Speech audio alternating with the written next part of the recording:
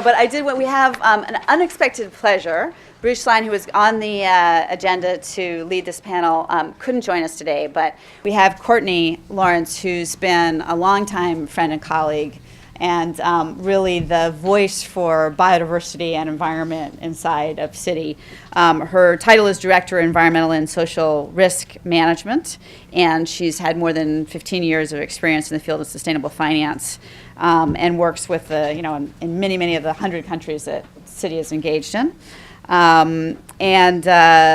Prior to joining Citi, she was employed by URS Corporation, where she was a biodiversity specialist there. So anyway, we're in good hands with you, Courtney. Thank you so much for taking this on. Thanks, Tansi. So you've gotten a little bit of background, my background. I'm the Director of Environmental and Social Risk Management within Citi's Corporate and Investment Bank. And I'm here with three fantastic panelists. We're going to really kick off the discussion on the challenges in agricultural smallholder finance. And I'm just going to pass it over to Brian to introduce himself. We'll hear from each of the panelists about their work, and then we'll get right to the heart of the matter. Great, thank you. So Root Capital is an impact investor. We focus on agriculture in Latin America, Africa, and now Indonesia. And our focus point is on small and growing businesses. So instead of working directly with individual smallholder farmers, we engage with cooperatives, with private enterprises. KZNOR is one of our clients that aggregate several hundred or several thousand farmers.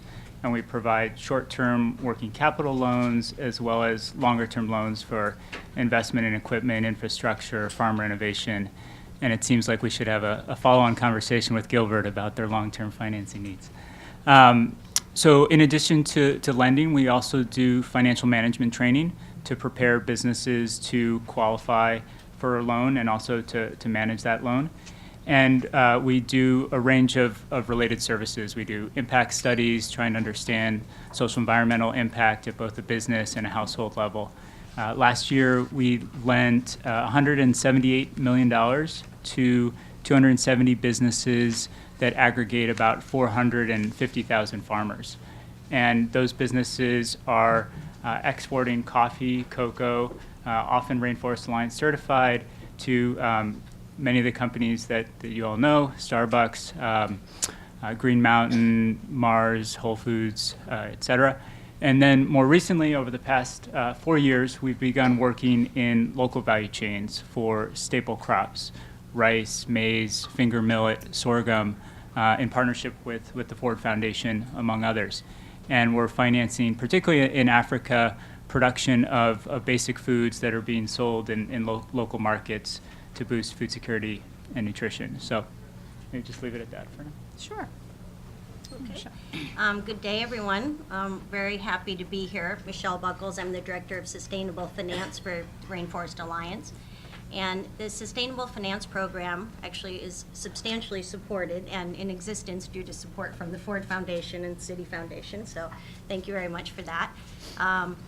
And it's really building on the great work that Tansi talked about earlier, where we're working in agriculture, forestry, climate, tourism, and education, and so on. And by adding this support for the producer groups that we work with, it's in an effort to provide a more holistic intervention for them to help them achieve economic and agronomic and environmental sustainability. So sometimes the three pillars of capacity building are described as technical assistance, market access, and now we want to provide access to finance as well to help their businesses grow and remain sustainable. So, and I'll talk more about the details as the conversation progresses. Thanks. Hi, how are you guys? Good morning. It's good to see you all. It's great to see you interested in this topic in a business school. So I work for the Ford Foundation, which is the second biggest foundation in the U.S. behind the Bill and Melinda Gates. I would say we're far, way below the Bill and Melinda Gates in size. But our headquarters is in New York, and we have 10 offices in developing countries in Asia, Latin America, and Africa. And the Ford Foundation works on a range of topics, I can just give you a smattering. We work on democratic and accountable government, economic fairness, educational opportunity and scholarship, freedom of expression, gender, sexuality, and reproductive justice, human rights. So we're very broad. We consider ourselves a social justice foundation. That is, we really care about poor people, and we care about giving them voice and helping them determine their own future.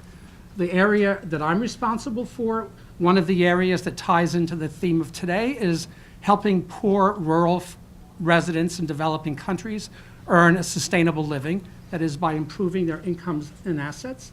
And we do this both by providing grant support to organizations that work with poor farmers and by providing investment capital to organizations that help finance the work of these farmers. And as Brian said, one of those organizations is Root Capital. And I'll talk a lot more about this when we get into the presentations. Sure. Thanks, Frank. Actually, I want to start with you, if you don't mind. Sure. The Ford Foundation has been a big funder of rural livelihood development for many years. Can you give us you gave us some examples of the work, but can you give us some more personal examples, I guess, of the financial inclusion work that you're doing? Sure. So I'm going to highlight, so let me highlight on the investment side, and then we can talk about the grant side. So I'm going to give you examples of two organizations that we've financed. I'm not going to talk about Root Capital. I think Brian can sort of toot his own horn. But two of the other, and not to say, I think Root Capital is one of the most innovative financial organizations in the field. But I'll let Brian tell his own story. So I'm going to talk about one organization from Africa and one from India. And they're quite different, but each of them is innovative in itself. And as we'll probably get into it later, smallholders have an incredibly difficult time obtaining financing. It's one of the, I think, if you think about the population groups in the world, I would say smallholders are probably one of the population groups that have the hardest time obtaining financing, either for short-term financing needs or for long-term. And the two organizations that I'm going to highlight have been among the most innovative at trying to solve those needs. So one of them is Juhudi Kilimo. It's a small organization in Kenya that was founded specifically to address the financing gap for smallholders. And the reason it's important is that there are 450 million smallholders in the world, and only about 10% of those or less are organized into either cooperatives or producer associations or contract farming. And unaffiliated smallholders have an incredibly difficult time obtaining financing, precisely because they aren't aggregated. And most financial institutions have a hard time reaching out to individual farmers. But Juhudi Kilimo does that. And what they do is they provide asset-backed financing. So imagine you're a small farmer and you earn your livelihood through dairy farming or through having a banana plantation. So what Juhudi does is it makes a loan, but that loan is targeted for a specific asset. And it's important because most microfinance organizations do not make loans for farming for a variety of reasons. But Juhudi is particularly innovative because it has a focus on social impact. So it pays attention to who it lends to, that is, it tracks the poverty level of its clients. It also is very innovative in using mobile technology and in using digital devices, iPads and mobile phones to collect data on its farmers and to track the impact of what it does. And it's been highly rated by all of the rating agencies, by Microfinance Transparency, which tracks the interest rates that organizations use. And just in the 4 years that it's been in operation, it's now 80% toward its goal of reaching 40,000 clients.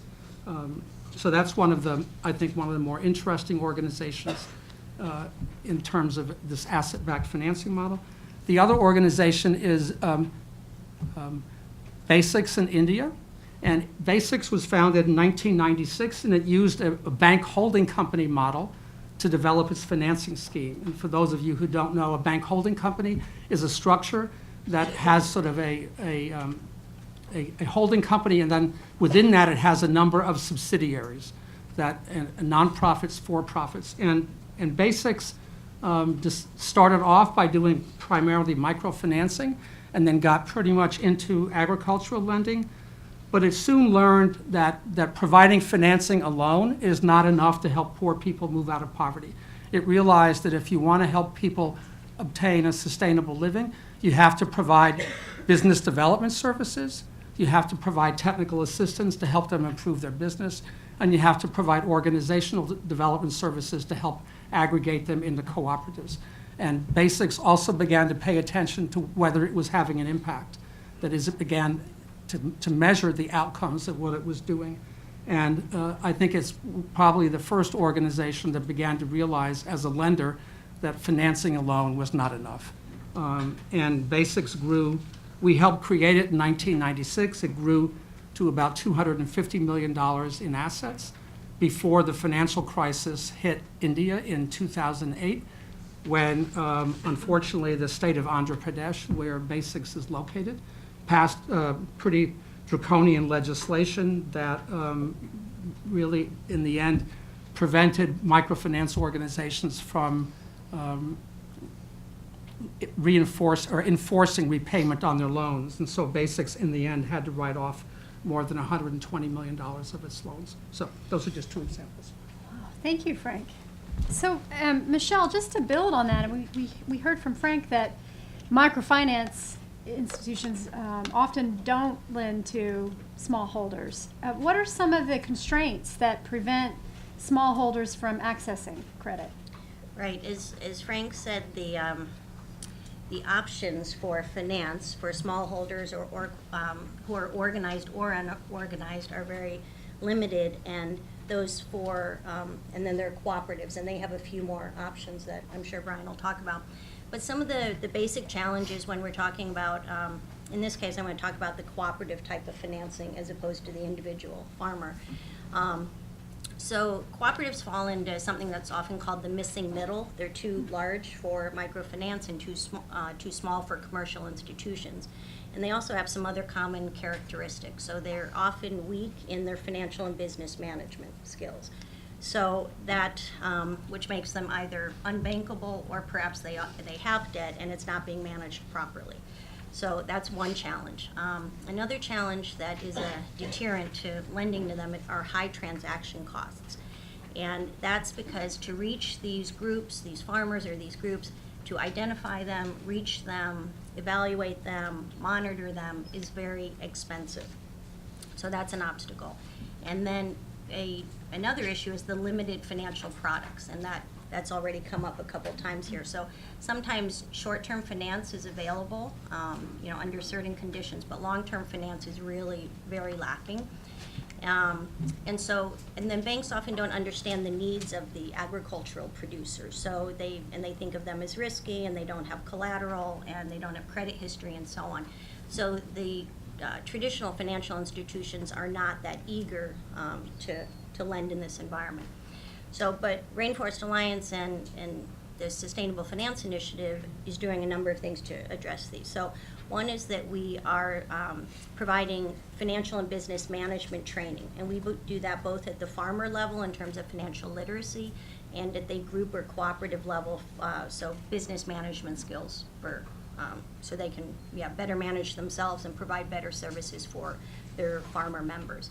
And that's a program that we're doing it in Guatemala and Kenya and Indonesia and Mexico, but ideally it would be integrated within all of RA's projects, in that we would provide the environmental training and then in addition the business training. So, and a second thing that we're to overcome kind of the transaction cost issue is we're trying to link the producer groups and the farmers we work with lenders who are interested, such as Root Capital. So because we as an organization have access to them either through our training programs or through our audit systems, so we want to provide kind of a cost-efficient way to identify those that are bankable and link them to sources of lending, and then those that aren't bankable, support them to become so, and then link them to sources of finance. And then finally, we're working with financial institutions, impact investors, social lenders to develop financial products that meet the needs of the producer groups. So an example is is that we've been looking at models for long-term financing in the cocoa industry. Something I know Kip is very interested in, but there's just great demand for renovation and rehabilitation there to increase supply and to improve the livelihoods of the farmers. So what's the cost of those activities, and can that be financed? So that's one example. And then we're also looking at kind of innovation around how can we use mobile money, how can we use social impact bonds, and other working with partners to develop solutions in the product area. So. Thanks, Michelle. So when Rainforest Alliance brings a producer to Root Capital, how does Root Capital evaluate the risks with a prospective borrower? Yeah, I'll loop around to that. I want to kind of give a little bit more context and Sure. answer that.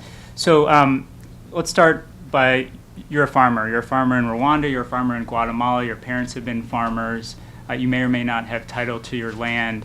The way your parents grew coffee, let's say, is at harvest time, they would go out into the market and they would sell it to whoever would give them the best price. But they're price takers. You have 1 or 2 hectares of land. The buyers have the power. They have the cash. You sell for what they offer you. And you don't receive any agronomic assistance. You don't receive access to inputs like fertilizer or training on how to prune your trees, your subsistence, and you're not getting out of subsistence. So a lot of smallholders have come together, whether it's in a cooperative or a private enterprise like KZ Noir. They get access to agronomic training. They get access to inputs on credit. They, in turn, have linkages to export markets, often through certification that helps to boost the premiums on their coffee. But nevertheless, at the end of the harvest, you're carrying a 100-pound sack of coffee down a mountain to a town, and you'd like to sell to KZ Noir, or you'd like to sell to your cooperative. And if that cooperative has cash, that's where you'll sell. That's what you'd prefer to do. But if your cooperative doesn't have cash, you're going to go down the street and you're going to sell it to whoever pays that cash, even if it's 60 or 70% of what you might get from selling to the business that you've helped to form or that you're a part of, because that business isn't going to generate revenues until several months later. And the reason is they have to take your coffee, process it, get it to the port, put it on a boat, and then wait 30 or 60 days to get paid. And so the majority of the loans that Root Capital does is working capital loans to a business like KZ Noir, to a farmer cooperative, based on not collateral, because the businesses have very little in the way to offer for formal collateral. And that's the reason that the banks won't lend to them. Banks are conservative. They're not going to make a loan where there isn't an asset that they can take if that loan goes bad. So what we do is we lend based on future sales. We know that Starbucks is going to buy, or Dunkin' Donuts is going to buy 6 months from now, and we'll lend, say, 60 or 70% of that purchase value. We'll lend to KZ Noir. We'll lend to the farmer cooperative. They then have cash. When the farmer comes down the mountain, they can get paid at least a percentage of their crop up front. And they haven't had any cash income probably since the last harvest. So there's school fees, there's health bills, food, basic necessities. So we're doing those working capital loans, and to be able to underwrite that loan, we need to know that a few things are in place. One, does the business have relationships with farmers such that the farmers are going to sell to that business? If the price spikes, the farmers might sell to someone else in the market. So we're looking at kind of the longstanding relationships there, the loyalty, et cetera. And part of that is what services is that business providing such that the farmer is going to come back year after year because they know that over time they're going to get a better deal. Another aspect is basic management capacity, and Michelle alluded to this. A lot of the businesses we lend to are managed by people who don't have a formal university education, accountants who are not CPAs, So we're often working with them to project their costs, to be able to understand the prices they're buying at, they're selling at, their expenses, so that they can manage a loan. And then the third piece, you have supply, you have kind of the management of the business, which has to do with financial management, but also logistics. Can you physically get that product in good quality to the port? And then the last aspect is the market, the buyers. Do you have existing relationships with your buyers?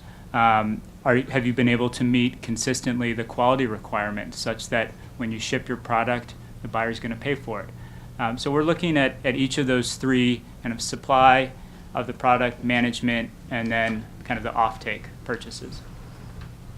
Thanks, Brian. I'm curious what the trends are. I mean, I've thought of a few, insurance being one, but maybe each of you could share some of your thoughts about what the trends are for smallholder finance. Great, that's a great question, because it's, as I started to say, it's a challenging issue. I mean, let me just give you a couple of statistics. I started by saying there are, the estimate 450 million smallholders in the world, in developing countries. And definition of a smallholder typically is less than 2 hectares, or about a little under 5 acres. As I said, about less than 10% of those are organized, which means most of them are unaffiliated. That about less than 10% of those are incorporated into export value chains, which means that most of them are growing crops that are being sold into domestic markets. Local, they're maybe cash crops, corn, millet, not the coffee or the cocoa or the spices that go into the export value chains. And the latest estimate that I've seen is there's about a $450 billion global demand for financing for smallholder farmers, and probably less than 10% of that is being met through any source of financing, which means there's a huge need for that. And the organizations like Root Capital and Responsibility and Triodos, there's about 10 organizations like Root Capital, probably meet, 3% of that demand. So it's huge. And I think the other panelists have been very clear that the major source of financing in the world, commercial banks, do not want to enter the space for a variety of reasons. Many of them have to do with demand side issues, the issues that are characteristic of the farmers. They're not organized, they lack financial literacy, they have poor credit history, their productivity is low. The primary reason is they have cyclical cash flows. A farmer needs money up front to do all the planting, and he or she gets the money on the back end when they harvest. So they can't afford to make regular payments like most of us do when we borrow a loan. You make a monthly payment. Farmer can't do that, which is why microfinance organizations don't want to do that. So there is now, thankfully, a lot of people who are focused on this issue. There's Citibank and the Skoll Foundation and Ford have been supporting an initiative on smallholder finance to look at this issue, to try to find solutions. How can we entice commercial banks into this sector? How can we begin to build the capacity of commercial banks to begin looking at this? How can we look at the impact investing field? So I think there's a lot of interest in this, and I think a lot of people are now trying to find solutions to this problem, because it's now clear that this is a problem of food security, not just a problem of lack of financing for smallholder farmers. That's just a great lay of the land. That's very accurate description of the situation. So another trend that I see that I'm pleasantly surprised by, and I would say it's an early part of a trend, but I'm hoping it takes off, and that's an area of conservation finance. And by this I mean if you have a large parcel of land, maybe thousands or millions of acres, say, and you want to either conserve the biodiversity there, or you want to convert it into a sustainable multi-crop agroforestry system. So that requires enormous amounts of money to do at large scale, which is what needs to be done. And so there is not interest now from governments, large foundations, industry, and so on, to participate in this conversion or conservation. And the nice thing about that activity is that it results in kind of multiple revenue streams. So it's not a single crop focus, but it can be a variety of crops that can be for export or domestic markets. You have income from a forestry system, perhaps some livestock, perhaps some climate credits. And this solves a bit of the problem that Frank mentioned, is the irregular cash flows that the farmers are getting. So this would provide, they could be more resilient to shocks if they had multiple revenue streams. And it benefits the whole community as well. It's not centered on just the farmer. So we're looking at ways that, what are the cost benefit of these activities? What's the revenue generated from it? And then how can that be financed? And it might be through, green bonds or social investment bonds. It might be through climate programs and so on. So I really like the idea of, finance at scale. Of course, it needs to be done at the cooperative and in the farmer level, and then this is kind of the big picture. Kip alluded to this on the earlier panel, but supply chain traceability, every major agri-food company now wants to know where its product is coming from, and to know that they're going to have access to that raw material in the future. In the past, I think most of those companies took their supply for granted. And so you're seeing a lot of the major multinational companies investing in their supply chains. They want visibility down to the farmer level, and part of that's for social environmental reasons. Part of that is to protect their brand against claims like child slavery, but it's also because they want to know that they have supply into the future. And they see kind of shared value opportunities in making investments and buying from the same farmers year after year and helping them to improve their productivity and their quality. So that opens up a lot of opportunities. That makes it easier for financial institutions to lend when you know that buyers are committed. Frank also alluded to the 10% of farmers that are in formal value chains. The vast majority of farmers are living below the poverty level, and probably over time will leave farming because they're not able to make it work. But there's a large middle ground, about 165 million farm families that are semi-commercial, that have the potential to be more than subsistence farmers, and that can tap into some of these trends. And Africa in particular, I think, is a region where there's a lot of opportunity. You have an emerging working and middle class, people who want to buy packaged products. You have growth of supermarkets. There's a formalization of supply chains that creates opportunities for farmers. It also makes it a lot easier for financial institutions to lend, and that creates a positive feedback loop. Thanks. I mean, I was just at a meeting on Tuesday with Unilever in London, and this is one of the issues that came up because they're now very cognizant of how that financing for the smallholders. I mean, they have a goal of reaching 800,000 smallholders in their supply chains, and they realize that those smallholders don't have access to financing. So they're now trying to figure out, how can they help link the smallholders in their supply chains to financing. So I think it's what Brian alluded to, is I think the multinationals, for a variety of reasons, all the ones that Brian mentioned, are very cognizant that they have to be more proactive in trying to manage their supply chains and are understanding to a much greater degree the needs of the farmers in their supply chains. I mean, we've been engaged for the last 4 or 5 years in trying to bring greater transparency to the supply chains and arguing that the multinationals, the corporates, need to understand who their suppliers are. And 3 or 4 years ago, many of them didn't even understand, what percentage of their suppliers were women, what percentage of their suppliers were poor, how old they were. It was a shock, for example, when many of the cocoa companies, they did major studies in the Ivory Coast and realized the average age of the cocoa farmer was about 50 years old. And they realized if they don't do something, those farmers' children are not going to continue farming. So just recognizing the demographics of the farmers in their supply chains is leading to now much more proactive engagement of what do we do to make this a more attractive lifestyle? How do we link them to financing? So I think there's I'm hopeful because these questions are now being raised that we're going to see much more energy around solving the problems. Thanks.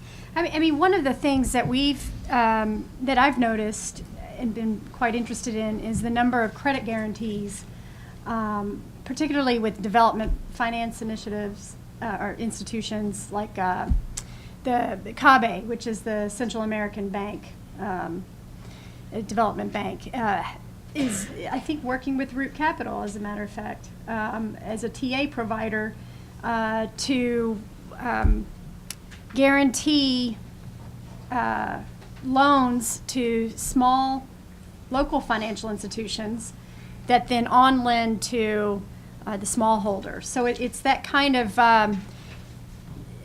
chain, of financial chain. I think that is it's challenging to get from a bank like Citi down to to the smallholder, and it's a matter of aggregation, I think, in a lot of cases. I want to shift a little bit before we open it up to the floor on resilience and how, when you're dealing with 10,000 smallholders, like some of the consumer goods companies are, how would you advise, or how do you address resilience issues and productivity? I can, Why don't you go first? Sure. Then? So we launched a coffee farmer resilience initiative a little over a year ago. Tansi alluded earlier to a disease that hit Latin America called coffee rust disease and wiped out about 30 to 40% of production in several countries, national emergencies in 5 or 6 countries. And that's because coffee farmers don't have the funds to invest in new plants. And so their trees get old.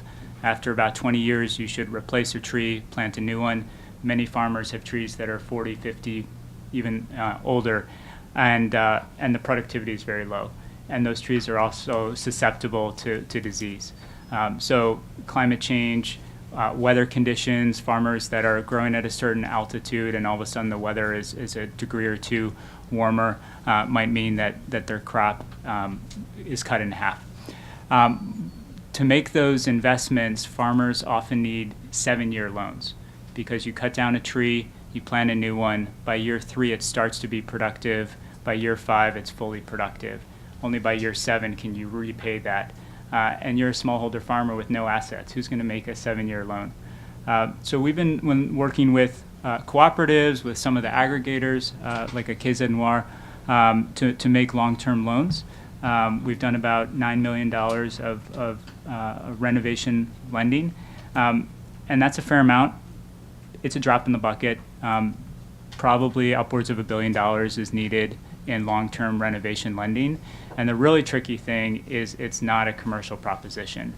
Commercial banks will not be able to make these loans without partial guarantees or blended sources of capital with impact investors. I think that's another trend that we could talk about, is the way in which impact investing is changing some of the dynamics. And you're having capital that's willing to take a lower return, like the Ford Foundation, sit side by side with capital that expects a more commercial return. And that's a really, I think, exciting opportunity, but it also gets complicated about who should get what return and who should bear what risks. So in terms of resilience, I mean, resilience can be economic resilience or environmental and so on. So Rainforest Alliance, of course, spends an enormous amount of time becoming, expert on sustainable agriculture. And we also have a specialty in climate and climate adaptation. So through our advising producer groups on best agricultural practices, that's where we would help them become more resilient to environmental issues. We also have a program called Climate Smart Agriculture, and that's specifically around climate adaptation. So we're very conscious of that just how they're farming now might not be the way they're able to farm, say, 20 years from now when the environment has changed somewhat. So we're very, very focused on those issues. And then I would say another kind of way to be more resilient is this agroforestry system, so where you're not dependent on just one crop, because disease can happen, and markets can change, and you're the most vulnerable person in the entire supply chain. You have no control over it. So insurance can play a part in that, right, to help with that a little bit. But reducing kind of the monocrop dependence, I think, is an important part of resilience. And then for economic resilience, I mean, that's why we really want to start focusing on the business and financial management. So initially, the goal would be simply to have them understand what income do they presently make. Most cooperatives, most farmers, if you ask them what was your income last year, they actually can't answer the question, and it's mainly because they aren't keeping track of the expenses. I don't write down every expense I make either, but so we're doing training programs around record keeping, and then you say, okay, well, this is the amount you're making, and then you want to maximize that, make the best use of it as possible, and then secondly, you want to make smart decisions so you can invest money and grow your business. So I think, and then of course, hopefully they can access finance for that purpose as well. So we're helping groups develop business plans, also so they can, plan ahead and prepare better for potential shocks. So I think through the training, the agronomic advisory work, and on the ground training, on the ground work with the people, and then the climate program, we're trying to address resilience in a number of ways. And I would just say, I agree with everything Michelle and Brian have said. I think for us, we, on the grant side, our program officers in our developing country offices support nonprofit organizations, NGOs, who work with farmer organizations and work with farmers who are unaffiliated to sort of build their capacity to be more productive and to be able to engage markets, and then to think about crop diversification. What Michelle said about monocropping is a huge issue. If you're only growing one crop, then you really have very little ability to withstand market fluctuations. So the idea is really almost every household grows multiple crops, but really to help them think about what's the right balance of crops, cash crop versus consumption, and to help them think about their household economy and to manage that so that they can be more resilient, to emphasize the importance of saving, because savings are an incredibly important vehicle, not just to build assets, but to withstand emergencies. So to really, and then to think about gender issues within a family, so that women often have problems because women do much of the work, but when it comes time to get paid, the men show up and the men disappear and often don't spend the money on their household needs. So we spend a lot of time on sort of gender roles within families. And I would say the other thing, which is sort of a macro issue, is really trying to get governments in developing countries to recognize the importance of sort of agriculture within household economies and improving extension services so that they function much better to improve the productivity and yield, and to recognize the importance of sort of the rural economy within the government, within the life of a country. So. Thanks, Frank. This has been a really interesting discussion.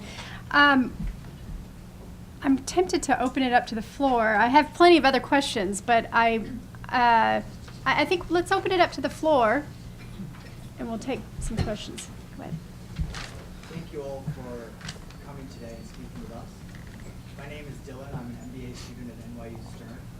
And the first part of my question was for Brian. I was curious what the effective annual rate was on your working capital loans. And then the second part is, within the value chain that we've been discussing, what do you think the different margins are for the intermediary players, which include KZ Noir, for example, and how much flexibility there is within those margins for different models of consolidation or integration? Thank you. Sure. So our interest rates are typically 10 to 12% in dollars, and they're what's called simple interest on declining balances. So if we make a 6-month loan to KZ Noir, then they'll effectively pay 5%. And usually there's a 1% closing fee.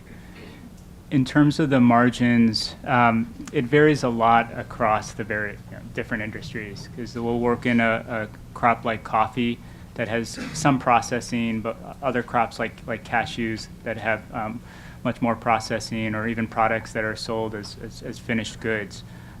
Typically, rule of thumb, about 80% of the revenues of the businesses we're lending get paid on to farmers.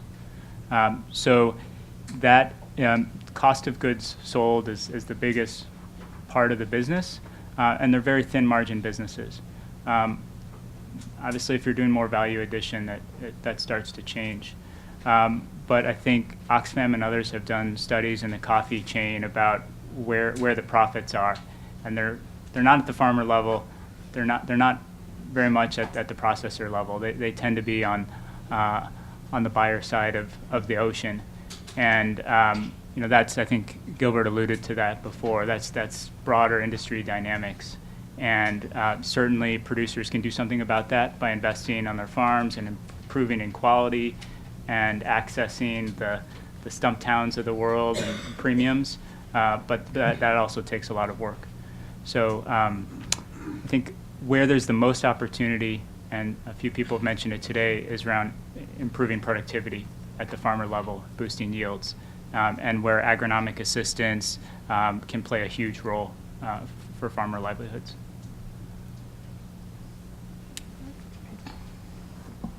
Hi, I'm Junior at Stern. Two-part question. First part is, to me it seems that a lot of the problem hinges on having cooperatives, co-ops. That way they can get easy capital and also social services. So what's stopping there from being more than 10% co-ops in the entire small farmer field? And second part is, you mentioned, Michelle mentioned problem having irregular cash flows because cocoa is cyclical. But to me, a really naive and simple solution is you get a bunch of farmers in the local area together who grow different crops, then they'll have different harvests at different times, then they would have recurring cash flows for an entire community, right? And then they can go out and take loans.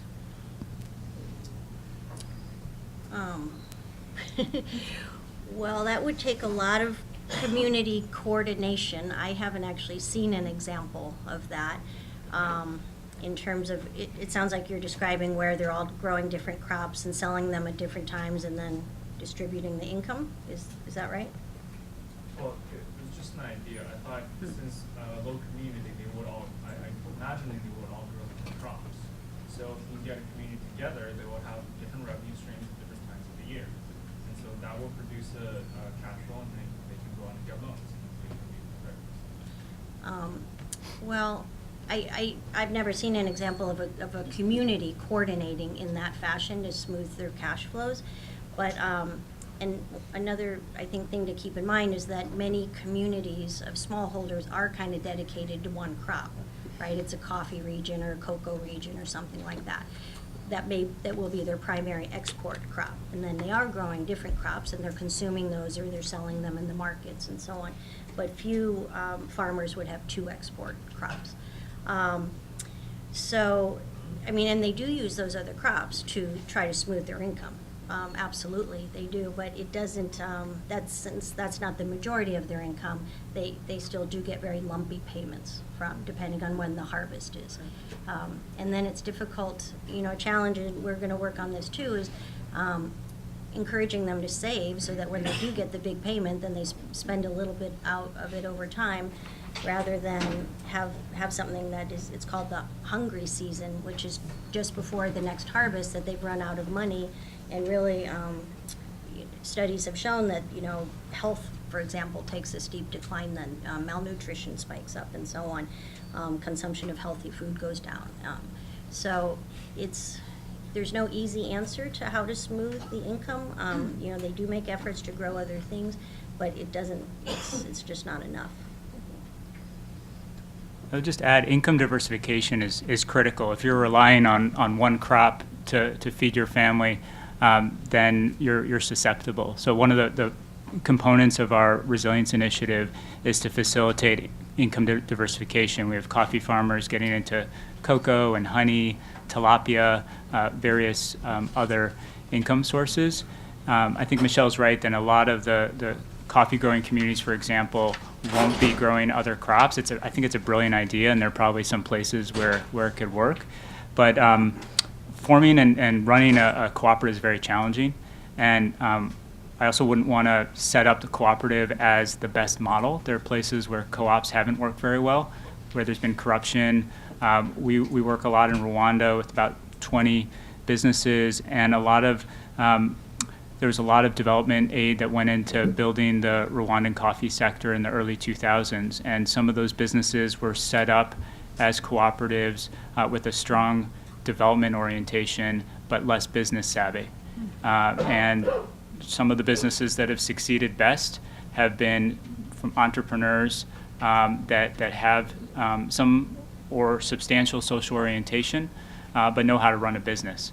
And so it's kind of looking across the spectrum, but I think increasingly you're going to see kind of social-oriented private enterprises as opposed to co-ops that will emerge. And forming cooperatives, as Brian said, is often a challenging business, and often what you have are NGOs who come into communities and facilitate the development of cooperatives. And so there are many areas where you just don't have those NGOs to do that. And frankly, in many parts of Africa, the dominant model is outgrower scheme or contract farming, where companies, multinationals, et cetera, organize farmers into outgrower schemes where their farmers are growing crops under contract with the multinationals. So rather than having cooperatives, that's often, certainly in South Africa, Mozambique, Zimbabwe, that's a dominant form of organization, if you will. Okay, back there. Hi, my question was for Mr. Frank. My name's Vishal, I'm a junior at NYU-Stern. And you had mentioned an instance of when a microfinance company in India ran into problems with the government. And I was just wondering as to what kind of level of involvement is the government expected to have in setting up the microfinance infrastructure? Is there a sort of level of expected active involvement, or is there just an expectation of passive support?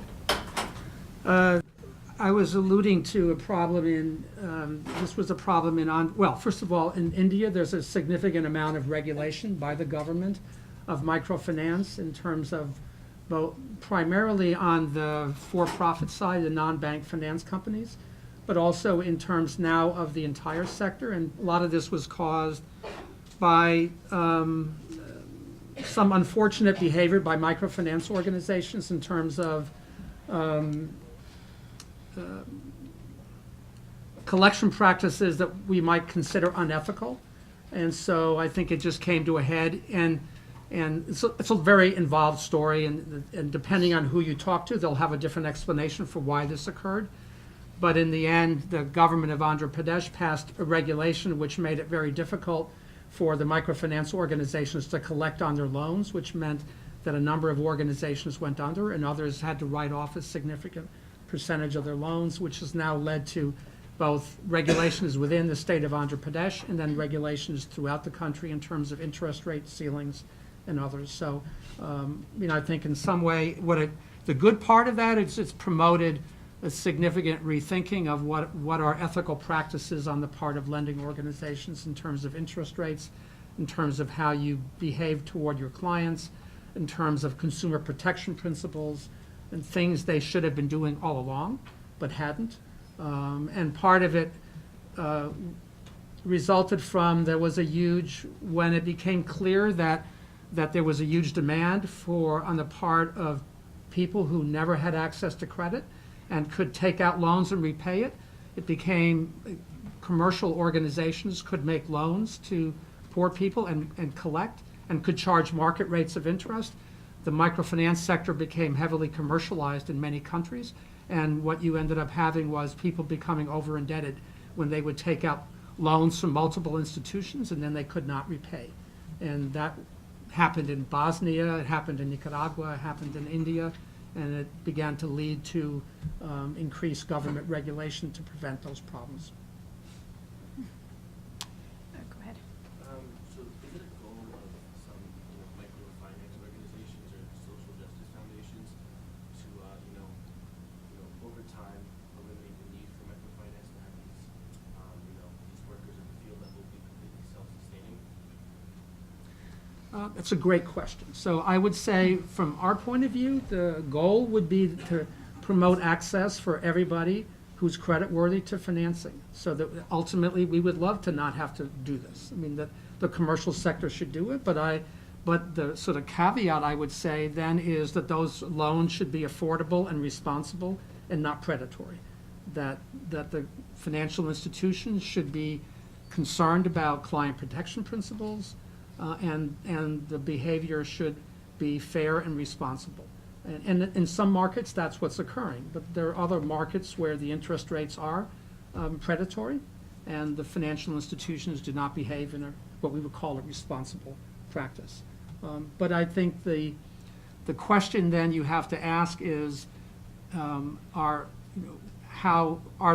poor people or people in the lower end of the income distribution able to acquire loans? And so the reason why we have a program-related investment program, why we make loans, let's say to Root Capital, is because they're serving a population that's not served by commercial banks, and that we believe need access to financing. And so we can provide below market interest rate loans to Root Capital. They can blend it with more commercial rates and then provide financing to cooperatives, who then will on-lend to farmers who otherwise would not be able to obtain commercial debt. So. Yep, let's go over here. My name is Matt Statler. I'm a professor here and the Director of Social Impact Programming. I'm going to ask a question sort of in the interest of the students, if I may. If this group is representative of the overall population here at Stern, about 70% of them are majoring in finance. And based on my conversations, I think a number of them would probably like to have jobs like yours, but they're relatively harder to find than more traditional careers in the financial services industry.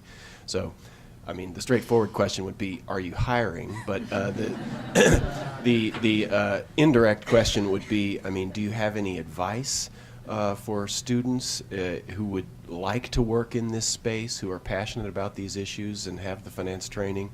You know, what could they be doing, skills they could be developing, or mindset they could adopt in order to pursue a path like the one you guys have followed, all four of you? Sure. So, you want to? Yeah, I'll start.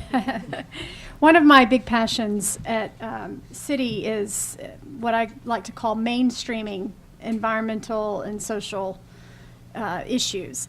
And so it's mainstreaming triple bottom line. And it's not only on the risk side, which is where I'm focused, so it's the do no harm, ethos that most international banks have now. But it's also, we're just at the very beginning in the frontier of actually quantifying and tracking and reporting our positive impacts through our finance as well. So, I'm a biologist by training. I have a master's degree in cell and molecular biology. So why am I at a bank? It's because there was an opportunity, and I think we're going to see this as we move forward into the 21st century, that with, what are we coming up on, 8-9 billion people on the planet, we're hitting on a real challenge of natural resources, and balancing that with economic objectives. So I think there's going to be lots of opportunities moving forward in finance institutions like Citi, where you're going to see more roles like the ones you see with our panelists, but at a JP Morgan, at a Citi, at a Barclays. And we are already seeing that. Many of them are opening up impact investing units. I was just talking to a friend who's was telling me about a big private equity firm that's opening up an impact investing unit. So I'm really optimistic about the mainstreaming of impact investing or environmental and social triple bottom line within the finance sector. But go ahead. I was a social studies major in college. I can tell you what that means afterwards if you're interested, but it has nothing to do with business. I worked for 4 years in the social enterprise sector, and then I went to business school. So anyone who's studying finance as an undergrad is way ahead of where I was from a finance perspective.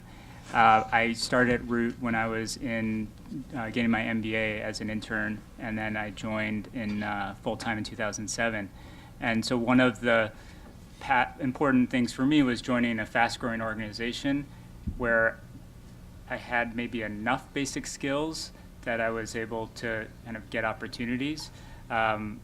And so, I think as you look at what sector you want to be in, that's important. Look at the organizational culture, the functional role, but also, are you going to a startup? Are you going to a growing organization? Are you going to a large entity like a Citi where you'll have more formal training, but in a more circumscribed role? And so for me, one thing that was important was being at a growing entity where my experience mattered less, and I was able to get exposure to a lot of different things. But yes, we are hiring. So I come from a finance background. After getting an MBA, I spent many years in the investment industry and the hedge fund industry, and before I moved to the social finance side of things. And I think that background has really been advantageous, actually. So I think some of that traditional training is very relevant, and I think the field often needs people coming from that perspective and applying those tools and that analysis and so on. So I think experience in that area is very transferable, so it's good to have. And I think the field needs it because some people come into this sector from kind of the nonprofit side as opposed to the finance side. So I think to have a well-rounded group coming up with solutions, we definitely need the finance people. The other thing I was going to say is that we work very closely with our supply chain partners. Another option is to go work for, say, a Unilever or a Blommer or something, and assist them in their efforts to increase access to finance within their supply chain. Because there's a lot of interesting thing that can be done if they're the buyer of the product and they're tracing it all the way down to the farmer. They can become very involved in a solution as well. So you don't necessarily have to be in a specialty organization, but you can influence within the corporate side. Yeah, I mean, to me, this is an exciting time because I think the impact investing world is growing. There's a huge, Morgan Stanley, BlackRock is just opening up an impact investing unit. So there's just a lot of interest in this globally. I think for people like here who are taking courses around social impact, I think you have a great opportunity. I would look for intern opportunities to get into organizations and experience different things. I would say for those of you who are interested more on the social side, develop your hard skills because they're in huge demand. If you have hard financial skills, you can use those. Organizations like the Ford Foundation, we're not hiring because we don't have a very big unit, but I would say, we have hired, we just hired 2 or 3 years ago, a woman who went through the associate program at Citi, went to get her MBA at Duke, and then we hired her as a senior financial analyst. So, but those skills are really important to have. The financial skills are important. You can learn the more social side of things, but I would look for different kinds of intern opportunities in organizations like Root or Rainforest and apply those skills. But I think the field is growing, so I would certainly encourage you, and then just look for places to apply the skills you have. And I think Michelle's point's a good one. When I was at Unilever, one of the women she's now working on she's a procurement manager. She was a lawyer. She went and got an MBA in impact investing, and now she's helping Unilever think about how to link up to impact investors. So there's just lots of opportunities to use your skills in places you wouldn't have thought of. Oh, thank you. I want to thank all 3 of our panelists today, and thank you all also for your thoughtful questions. And I'm always inspired when I come to events like this one to hear from you who are just beginning the journey. You have to stay during the break if you do that. You have to stay on schedule. Great. So thank you, Courtney, for stepping into the break chair.